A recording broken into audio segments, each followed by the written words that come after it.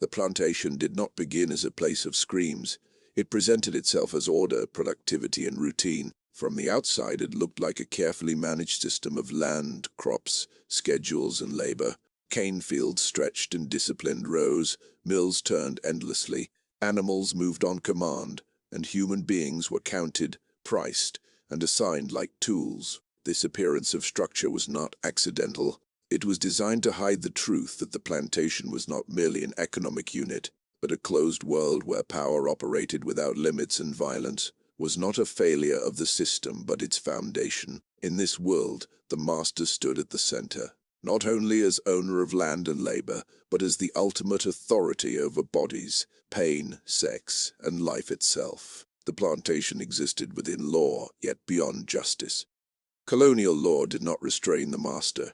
It empowered him. Enslaved people were legally defined as property, and property could not testify, could not accuse, and could not be wronged in the eyes of the courts. This single legal fiction created a universe in which anything done to a slave could be justified as management, discipline, or correction. Violence was not excess, it was procedure. Sexual assault was not a crime, it was entitlement. Torture was not cruelty, it was control. The plantation system depended on this logic to function. Without terror, there could be no obedience. Without obedience, there could be no profit. The master's authority was absolute and deeply personal. He did not merely give orders, he embodied the law. His moods could become punishments, his desires could become commands, and his resentments could become lifelong suffering for those beneath him. There were overseers, drivers, and bookkeepers, but all authority flowed upward to one man. This concentration of power produced a particular kind of environment, one where restraint disappeared because there was no force capable of imposing it. In Europe, a man might fear neighbors' reputation, courts, or church. On the plantation, the master feared none of these. Distance, racial ideology, and economic interest combined to remove all meaningful limits. The enslaved population lived within this system knowing that every aspect of their existence was vulnerable. Their labor was owned, their time was owned, their families were conditional, and their bodies were never fully theirs. Women understood that sexual violation was not a possibility, but an expectation built into the structure of slavery. Men understood that physical punishment was not a response to crime, but a reminder of hierarchy. Children learned fear before language. Hunger, exhaustion, and surveillance shaped daily life, ensuring that resistance was costly and survival itself felt like defiance. What made the plantation especially destructive was its routine nature. Violence was not chaotic, it was scheduled. Whippings occurred at set times. Labor followed strict rhythms. Sexual access was claimed without secrecy or shame. The master did not see himself as a monster because the system never asked him to. He was praised for productivity, efficiency, and discipline. Other white men dined with him, traded with him, and relied on him. As long as sugar flowed and order appeared intact, nothing else mattered. Suffering was invisible because it was normalized. The plantation relied heavily on spectacle. Punishment was often public, not because it corrected the individual, but because it instructed the many. When one enslaved person was whipped, branded, chained, or humiliated, dozens watched and learned the same lesson. There is no safe boundary. The body can always be reached. Pain can always be increased. This constant threat kept the system stable. Terror was cheaper than trust. Fear required no wages. Sexual violence fit seamlessly into this logic. The enslaved woman's body was seen as productive in multiple ways. She worked in the fields, she reproduced labor, and she satisfied the master's desires. None of these functions required her consent. Refusal was reinterpreted as disobedience. Resistance was met with force. Pregnancy did not protect her. Illness did not shield her. The system treated sexual access as a right of ownership, not an act requiring justification.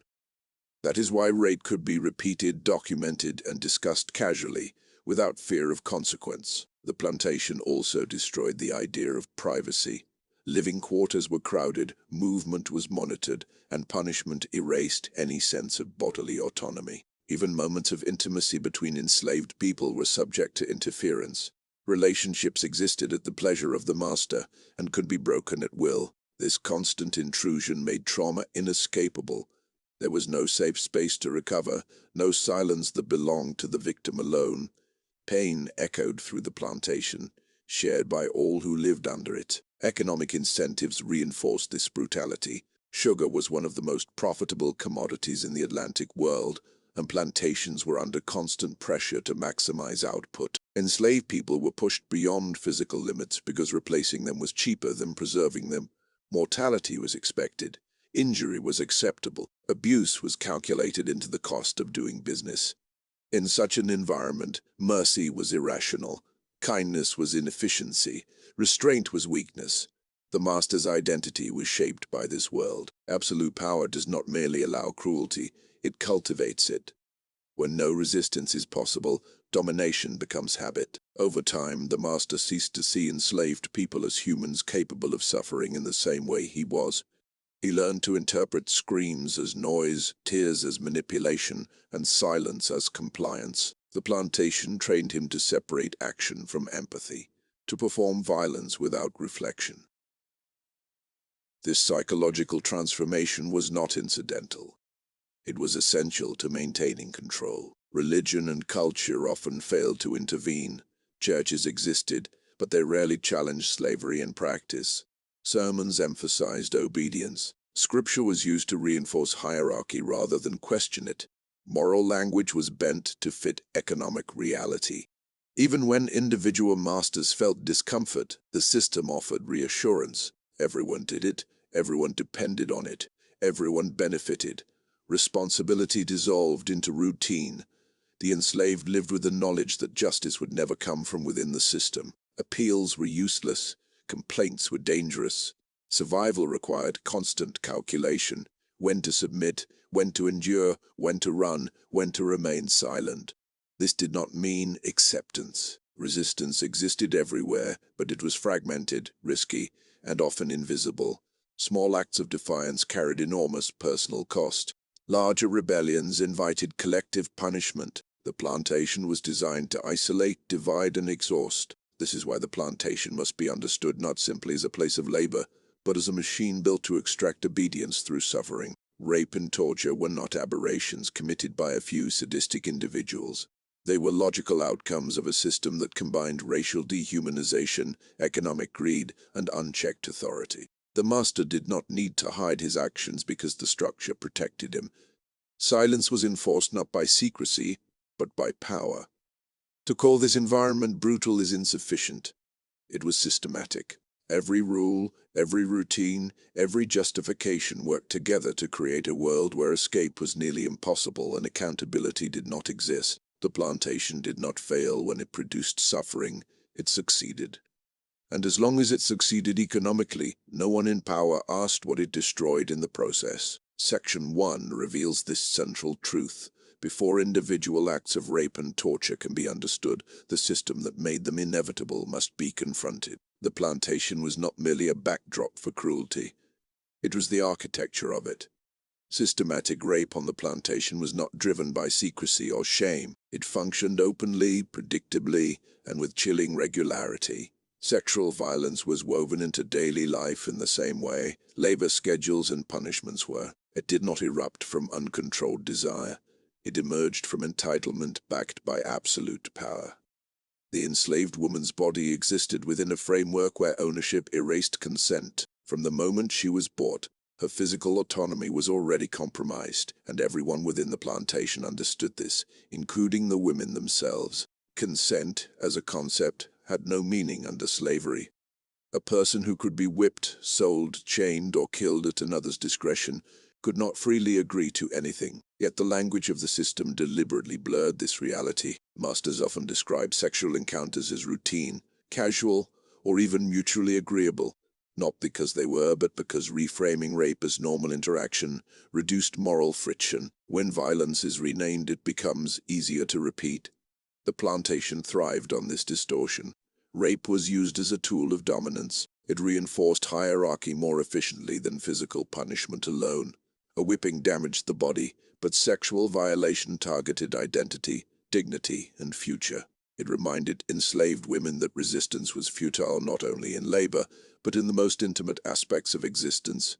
Refusal invited retaliation. Compliance did not bring safety. The choice was always between suffering now or suffering later. The system encouraged repetition. One act of rape was never enough, because domination had to be continuously reaffirmed. Enslaved women were assaulted again and again, sometimes multiple times in a single day, sometimes over years. Pregnancy did not protect them. Illness did not exempt them. Grief did not pause the violence. Sexual access was treated as an ongoing privilege attached to ownership, not a singular event requiring justification. Age offered no protection. Girls were targeted as soon as their bodies were perceived as sexually usable.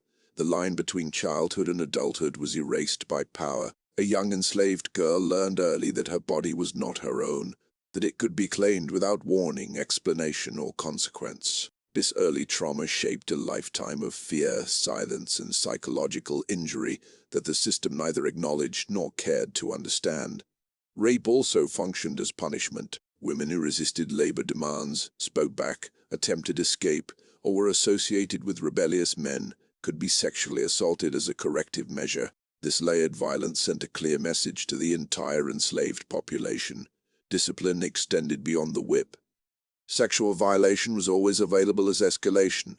Pain could become intimate. Humiliation could become permanent. The plantation environment ensured that sexual violence was rarely hidden. Other enslaved people often knew when it happened, even if they could do nothing to stop it. This collective awareness deepened trauma. Mothers feared for daughters. Partners feared for each other. Men were forced to witness their inability to protect women they cared about. The system deliberately undermined family bonds, turning intimacy into vulnerability. Pregnancy resulting from rape added another layer of cruelty. A child conceived through violence bound the woman even more tightly to the plantation. Some children were claimed as property without acknowledgement. Others were manumitted for economic or emotional reasons, creating divisions within the enslaved community. For the mother, pregnancy could mean increased labor, continued sexual abuse, and the knowledge that her child might be sold away at any time. Miscarriages were common, sometimes caused by overwork, stress, or continued assault. These losses were recorded, if at all, as inconveniences. Venereal disease spread easily in this environment. Sexual violence did not stop when illness appeared. Instead, it circulated, passed from master to enslaved women, from enslaved women to others, treated with crude and painful remedies that caused further suffering. The physical consequences of rape were constant reminders that even survival carried a cost. Pain lingered long after the act ended. What makes this violence particularly disturbing is its documentation. When a master recorded sexual encounters without remorse, it revealed not honesty, but confidence. Writing was not confession, it was inventory. Each act was reduced to an entry, stripped of emotional weight, transformed into data. The enslaved woman's suffering did not require acknowledgement, because the system had already defined her pain as irrelevant. The routine nature of rape desensitized those who committed it. When violence becomes habitual, empathy erodes. Sexual assault was folded into daily schedules alongside meals, inspections, and work assignments. It was neither celebrated nor condemned. It simply occurred. This normalization allowed perpetrators to see themselves as orderly, disciplined men rather than criminals. The plantation rewarded this self-image. For the enslaved, the psychological impact was devastating. Constant sexual threat meant there was no safe moment. Even rest carried anxiety. Even sleep was vulnerable. Trauma accumulated silently, manifesting in fear, withdrawal, illness, or attempts to flee. Some women resisted openly and paid the price. Others adapted, using silence as armor, compliance as survival. None escaped unmarked. The system also manipulated women against each other. Favoritism, coerced intimacy, and differential treatment created resentment and suspicion within the enslaved community. When one woman received material benefits or protection, it often came at the cost of increased isolation or hatred from others. Though none of it was freely chosen, the plantation used sexual violence to fracture solidarity, ensuring that resistance remained dangerous and fragmented. Men within the enslaved population were not untouched by this violence. Sexual domination of women reinforced male powerlessness. It communicated that no relationship was sacred, no bond respected. This psychological emasculation was intentional. It reduced the likelihood of organized resistance by attacking the social fabric that might sustain it. Rape on the plantation was therefore not simply an expression of personal cruelty. It was a mechanism of governance. It regulated behavior, reinforced hierarchy, generated fear, and reminded everyone of their place. It required no justification because the system itself was the justification. Ownership replaced morality. Power replaced accountability. To understand this violence is to confront an uncomfortable truth. Sexual terror was not a side effect of slavery. It was one of its central functions. The plantation relied on it to maintain control over bodies that outnumbered their owners many times over. Fear had to be intimate to be effective. Domination had to penetrate every aspect of life. It exposes this reality. Rape was not hidden in the shadows of the plantation. It stood in plain sight, protected by law, normalized by routine, and sustained by silence. The absence of escape was not accidental, it was designed. Torture on the plantation was not a loss of control, it was control perfected. Pain was administered deliberately, measured carefully, and repeated as needed to maintain obedience. It was not an emotional outburst, but a language the system spoke fluently. Every blow, restraint, and humiliation carried meaning. The message was simple and relentless. Resistance will be answered not just with suffering, but with suffering made unforgettable. Physical punishment began with the understanding that the enslaved body was an object to be corrected. Whipping was the most common tool because it was efficient, visible, and scalable. It could be light or severe, private or public, symbolic or destructive. The whip created fear not only in the person receiving it, but in everyone who watched. The sound alone carried authority. The anticipation of pain often worked as effectively as the pain itself.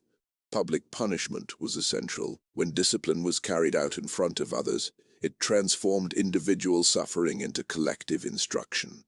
Each spectator learned where the boundary lay and how quickly it could be crossed. Shame was layered onto pain, ensuring that the memory would linger. The body healed if it healed at all, but the lesson remained. The plantation relied on this shared witnessing to keep hundreds controlled by a few. Restraints extended punishment beyond the moment. Chains, collars, stocks, and confinement turned time itself into a weapon.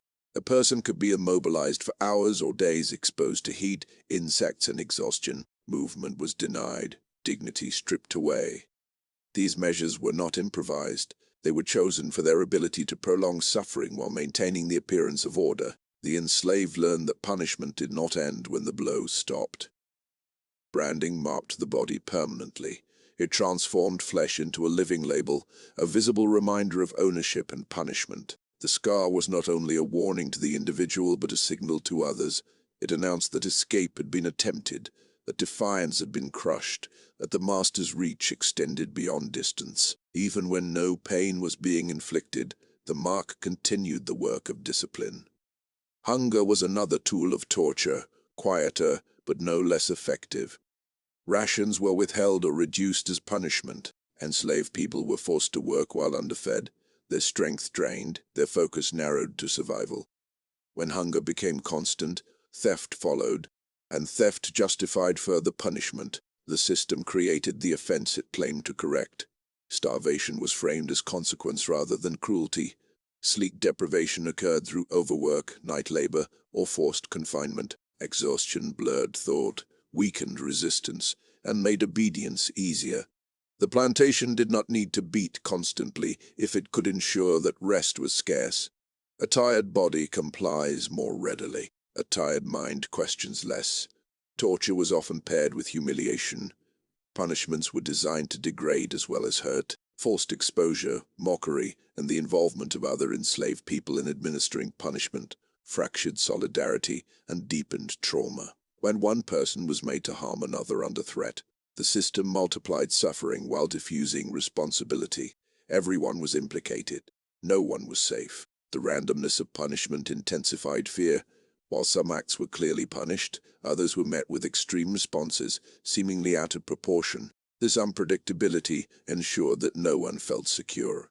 Even compliance offered no guarantee of safety.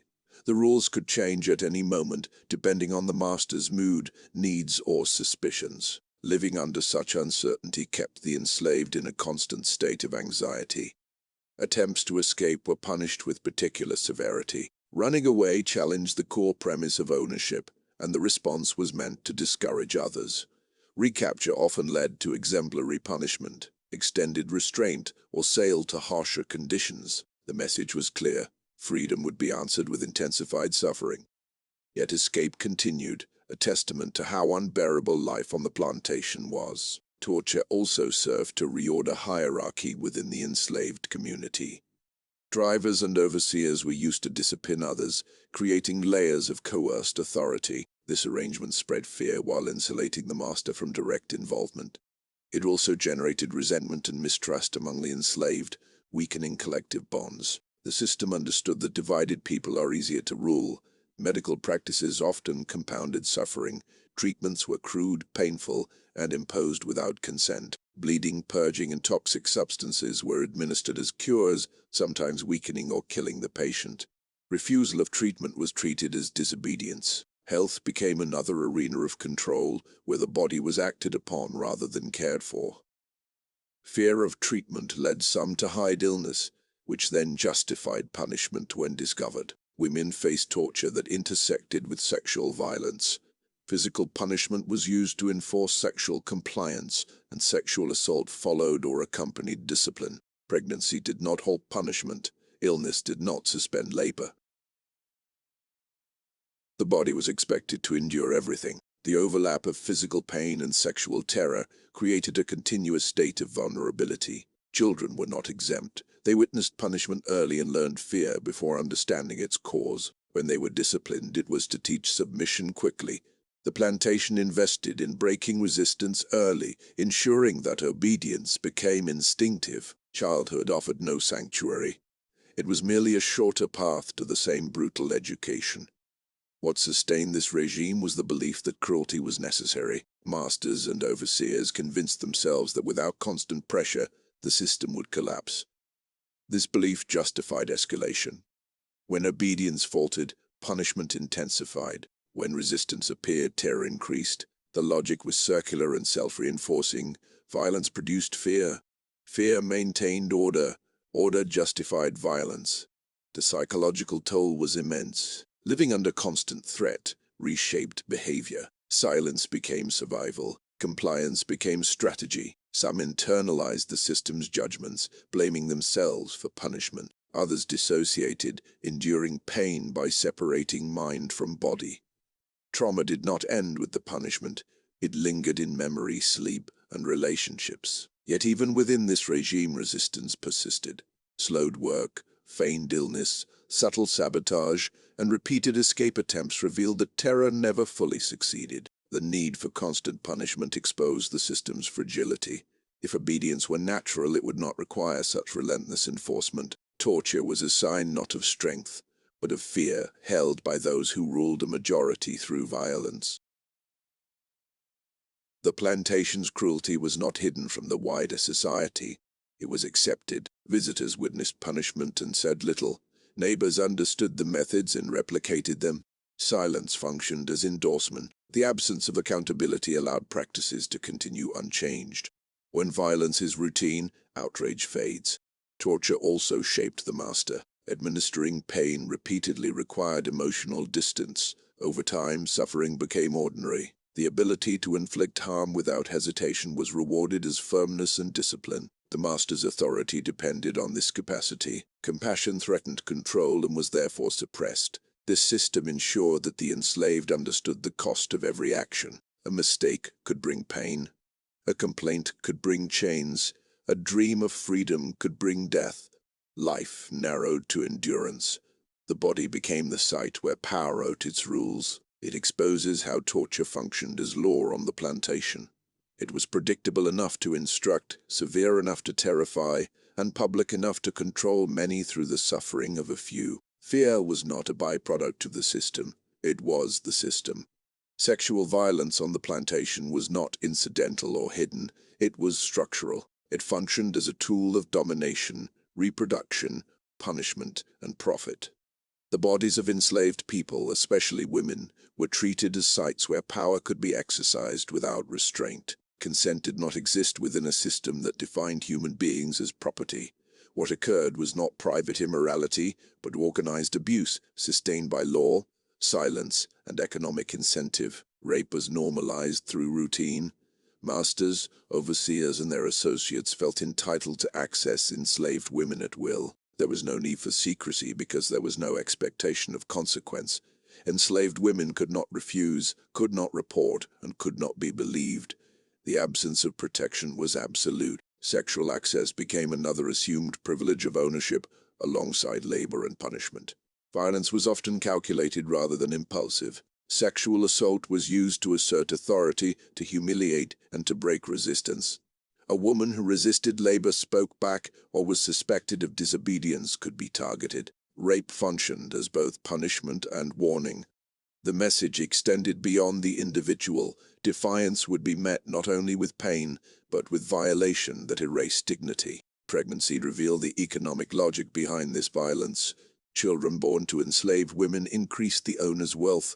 Rape thus became a method of forced reproduction. The child inherited the mother's status, ensuring a new generation of unpaid labor. This reality turned sexual violence into a profit strategy. The suffering of women was directly linked to the expansion of the system. The emotional consequences were devastating. Women lived with constant anticipation of assault. Safety was temporary and conditional, dependent on proximity to others or the moods of those in power. Trust was difficult when the threat was ever present. Trauma accumulated over years, layered with physical exhaustion and fear. Survival required emotional compartmentalization, a constant negotiation between resistance and endurance. Men were also affected deeply, even when they were not the direct victims.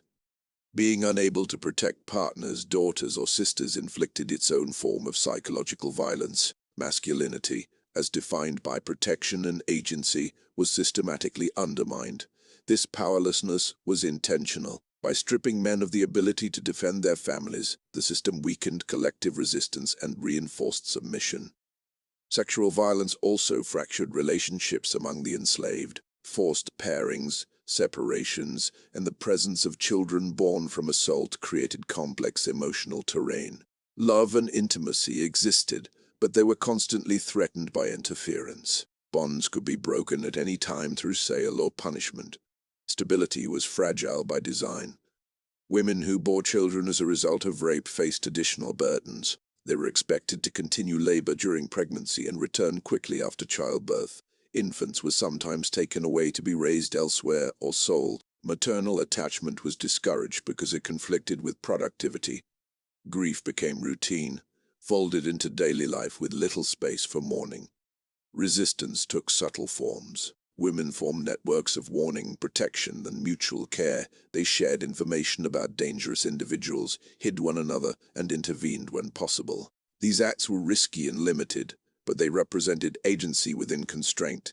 Survival itself was a form of resistance, even when open defiance was impossible. Some attempted to control reproduction through herbal knowledge, contraception, or abortion. These practices were dangerous and harshly punished when discovered. Yet they demonstrate that enslaved women did not passively accept their exploitation. Control over one's body, however limited, was a site of struggle. Children born into this environment learned the reality early.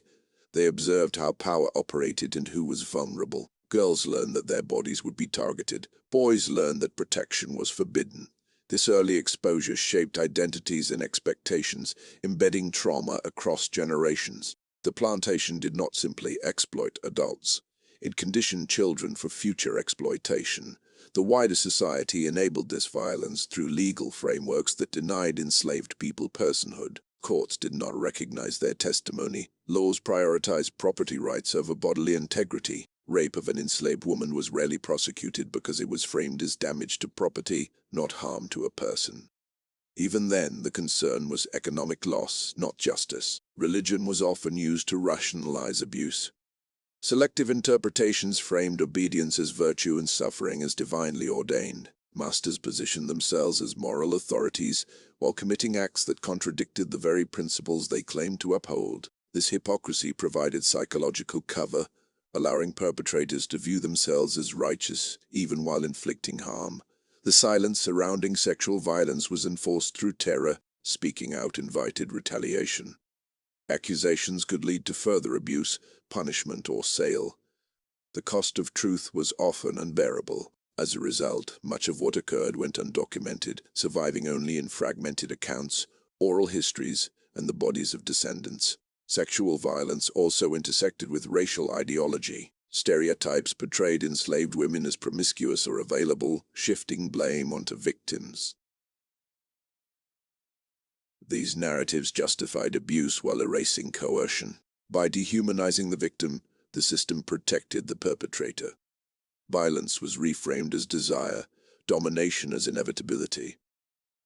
For the master class, sexual access reinforced hierarchy. It was a demonstration of power without accountability. The ability to violate without consequence affirmed status. This entitlement corrupted relationships and normalized cruelty. Over time, abuse became banal, another routine aspect of plantation life.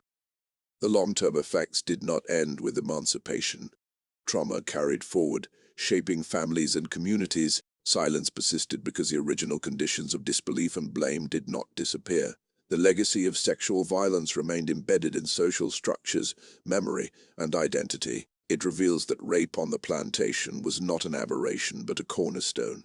It sustained labor, expanded wealth, enforced obedience, and reinforced hierarchy. The system relied on the controlled violation of bodies to function. Understanding this reality is essential to understanding the plantation itself, not as a site of isolated brutality, but as an organized regime where sexual terror was integral to power. The plantation endured because it transformed cruelty into routine and suffering into infrastructure. What held the system together was not only whips, rape, or chains, but the normalization of these acts as necessary, lawful, and inevitable.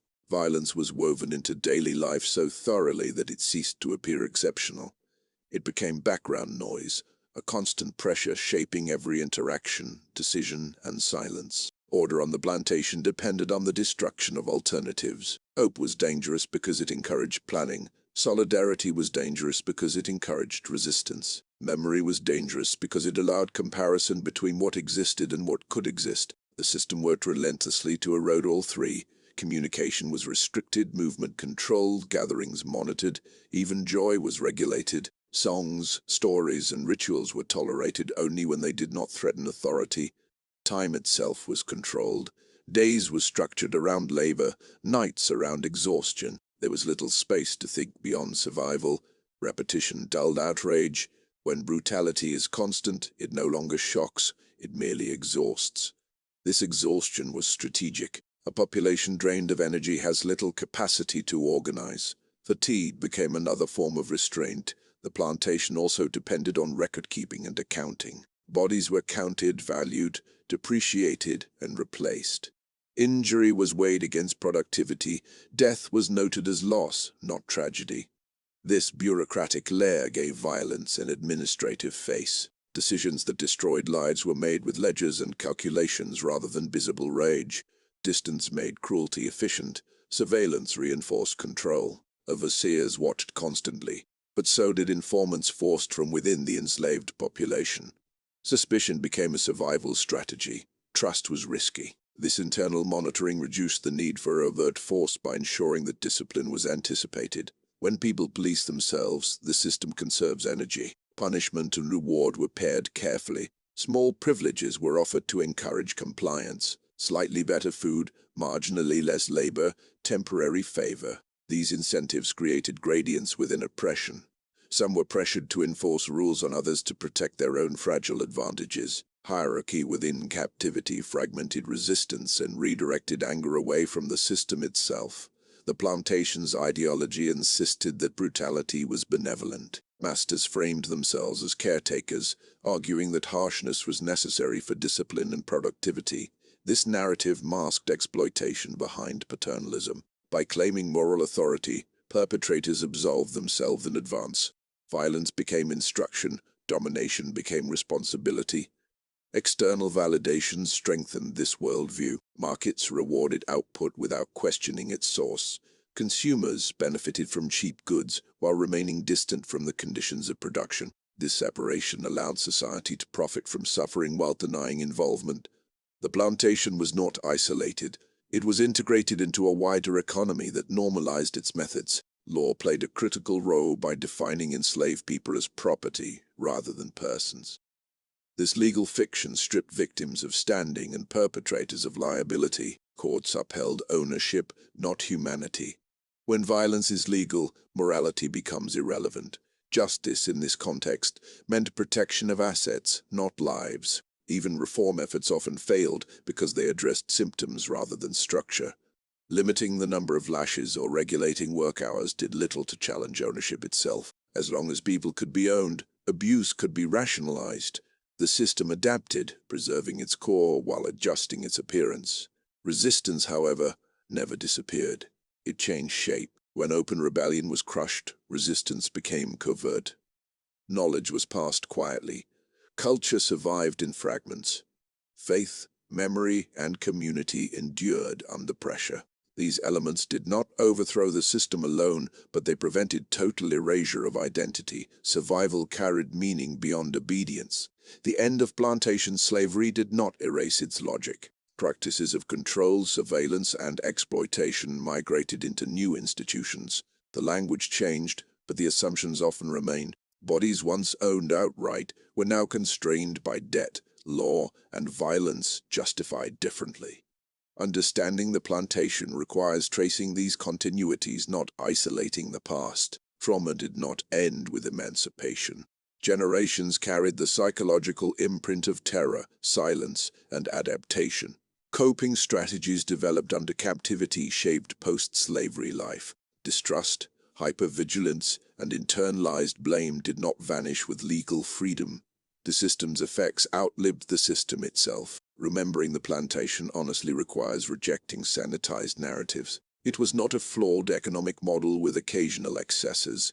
It was a regime built on systematic rape, torture, and dehumanization.